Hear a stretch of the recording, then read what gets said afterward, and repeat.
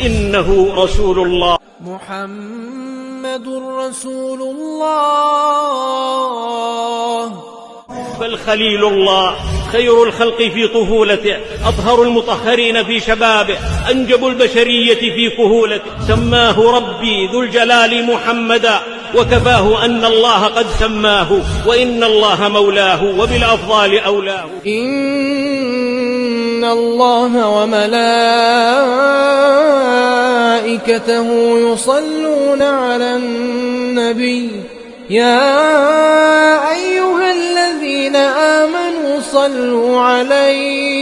صلوا عليه وسلموا تسليما.